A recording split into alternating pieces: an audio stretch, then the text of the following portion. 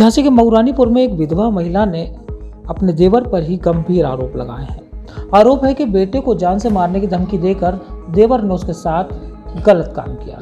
आरोप है कि बार बार आरोपी पीड़िता के बड़े बेटे को कब्जे में रखकर मारने की धमकी देता रहा और उसका शारीरिक शोषण करता रहा। इसके बाद पीड़िता ने अब मऊरानीपुर कोतवाली पुलिस से मदद की गुहार लगाई है। प्राप्त जानकारी के अनुसार मऊरानीपुर कोतवाली क्षेत्र के अंतर्गत रहने वाली पीड़िता ने मऊरानीपुर कोतवाली प्रभारी को दिए प्रार्थना पत्र में बताया कि उसके पति का देहांत 1 वर्ष पूर्व हो चुका है तथा उसके पति के बाद उसका देवर उस पर गलत निगाह रखने लगा। जब पीड़िता द्वारा इसका विरोध किया गया तो उसके देवर द्वारा उसके बेटे को जान से मारने की धमकी देकर उसके साथ जबरन शारीरिक संबंध बनाते हुए उसे अपनी हवस का शिकार बनाया गया। इसके बाद उसके साथ हर रोज अप्राकृतिक संबंध बनाते हुए तमाम तरह की प्रताड़नाएं तक दी गई। जब पीड़िता ने इसकी सूचना अपने परिजनों को दी तो परिजनों के साथ उसके बेटे और उसे जान से मारने की धमकी दी गई। पीड़िता का आरोप है कि जब घटना की सूचना उसने अपने ससुराली जनों से की तो उल्टा उसे ही मारने की धमकी दी गई। वहीं पीड़िता ने यह भी बताया कि उसके बड़े बेटे को उक्त लोग अपने कब्जे में रखे हुए हैं और उसे जान से मारने की धमकी दे रहे हैं।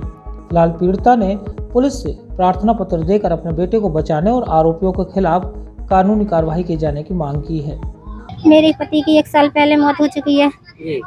मेरे देवर ने जो मुझ पर गंदी नजर डालते हैं और मेरे साथ शारीरिक संबंध बनाए हैं और जब मैंने कहा मैं इस बात को कहूँगी तो उन्होंने मुझे जान से मारने के मेरे बच्चों को जान से मारने की धमकी दी है।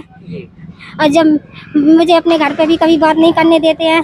मेरे पिताजी की तबीयत खराब थी तो मैंने कहा मुझे मायके जाना है तो कहने लगे नहीं जाना है। फिर मैंने दोबारा यही बात कही तो उन्होंने की जाओ, लेकिन किसी से कुछ भी कहा तो एक बच्चा मेरा बड़ा उनके पास है, कह रहे उसे जान से मार दूंगा पर तुमने किसी से भी कुछ कहा है।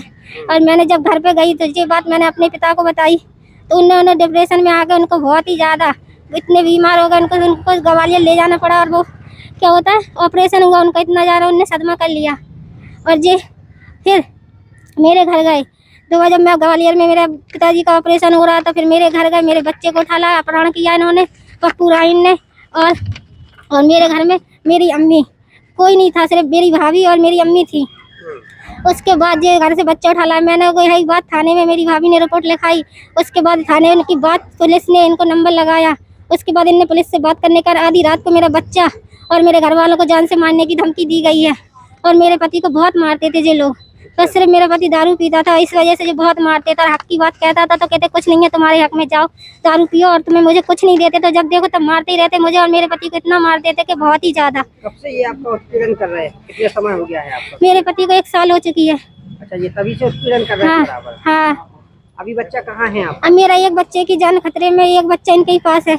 अच्छा, हाँ। अभी कहाँ आई है? मऊरानीपुर? हाँ, मऊरानीपुर आई हूँ मैं। पुलिस से क्या कार्रवाई चाहती है? मैं इंसाफ चाहती हूँ मेरे बच्चे को, मेरी बच्चे की जान को। मुझे बहुत डर लग रहा है कि मेरे बच्चे को कुछ हो नहीं जाए, मुझे इंसाफ चाहिए। मऊरानीपुर से रवि परिहार की रिपोर्ट।